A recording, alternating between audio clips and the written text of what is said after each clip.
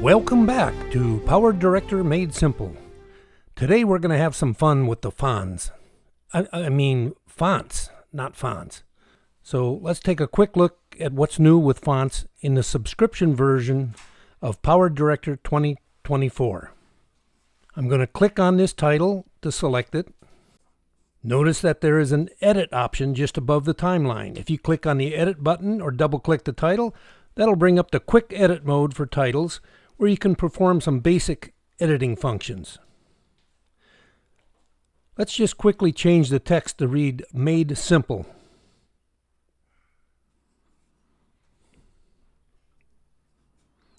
You can use this quick edit mode if you want, but I'm going to suggest that you might as well get used to using the advanced editing mode and use it all the time. So let's close out the quick edit window. We're going to make sure that the title in the timeline is selected. We're going to hit F2, or you can right click on it and select advanced mode. The advanced editing window opens. I believe that in previous versions this used to be called the title designer window.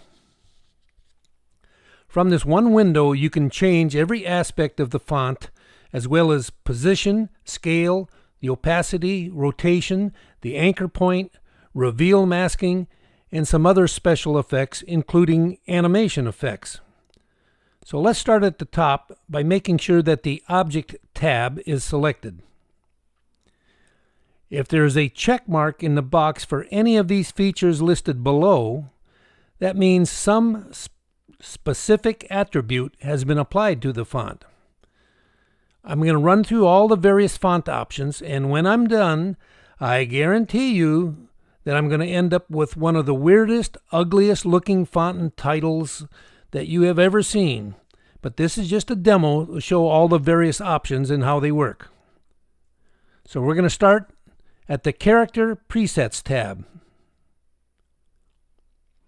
We can click on any of the character presets that's offered by Power Director, or choose one of those that were previously saved on the My Presets tab.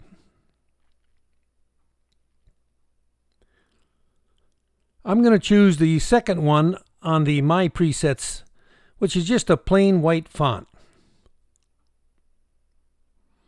Just so you know, the total number of default character presets in this new version has been significantly reduced from what used to be 30 or more to only 20 that are shown now. Let's close out that and we'll go to the next tab, the Font Paragraph tab. If you want to change the font, click the down arrow and it will display every TrueType font installed on your system. I'm going to choose a commonly used Cambria font, which is listed at the top of recently used fonts. Let's change the font size to 48.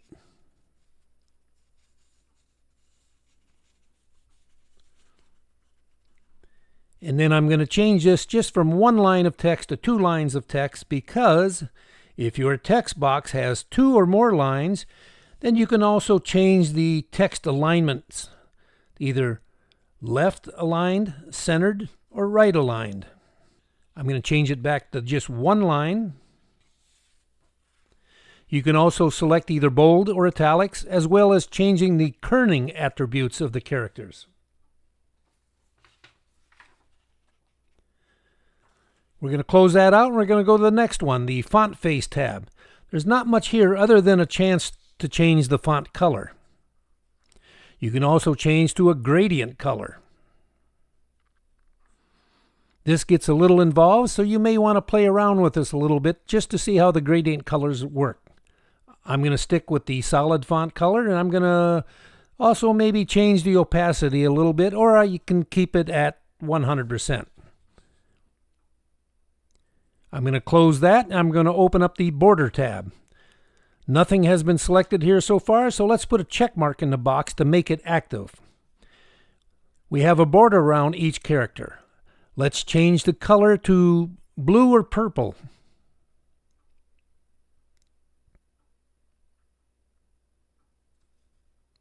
I'm going to change the size to about 4 or 5. And then I'm going to change the depth from 0 to 5. Now this is where you get to spin the depth direction wheel to whatever direction you want it to come from, whatever you feel is best looking. We're going to close the border tab and we're going to open up the shadow tab.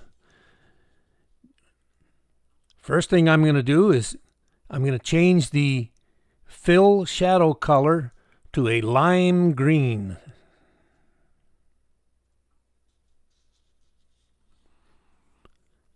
I'm going to change the distance of the shadow to something what I think best suits. I'm going to change the opacity of this to something a little on the dimmer side. Normally a shadow effect looks best at a lower opacity.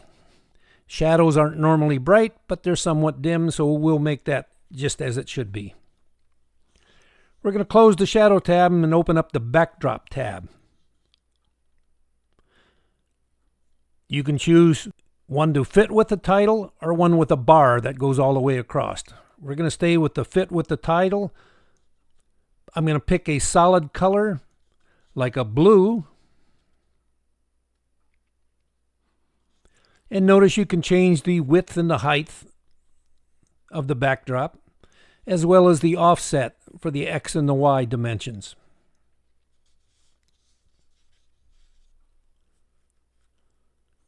I'm going to close the backdrop tab and I'm going to open up the reflection tab. You can increase the distance from 0 to whatever suits your fancy. I like keeping the reflection very close to the object, so I'll keep mine right at 0.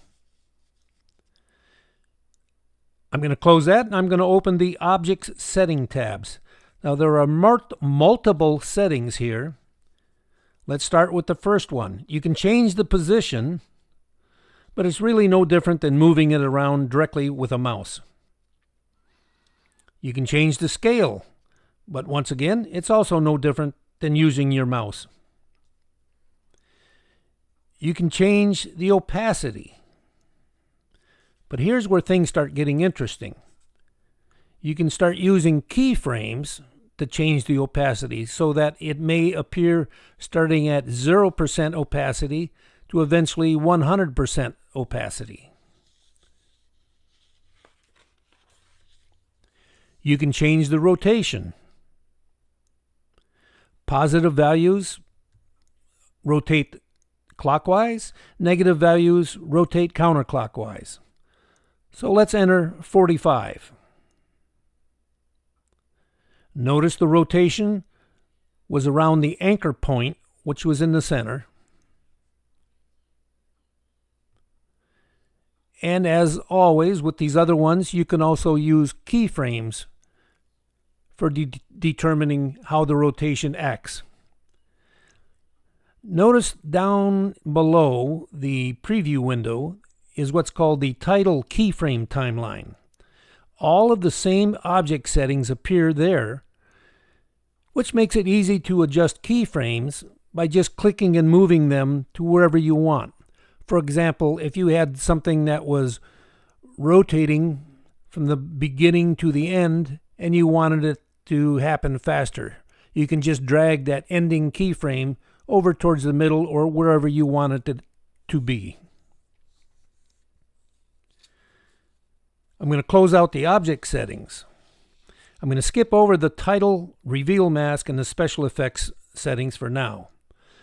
The other main tabs at the top, animation and motion, were previously discussed and demonstrated in my video number 12.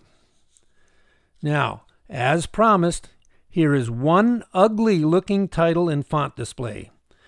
But at least you know how I got here. I've only shown you what can be done with fonts using the advanced editing window. Each one of those options has various settings that you can explore on your own just to see what happens. And as I've shown, you don't have to practice on a real video file. Just drag down any old title from PowerDirector and start making changes and watch what happens. So until next time, please hit the subscribe button, and as always, thanks for watching.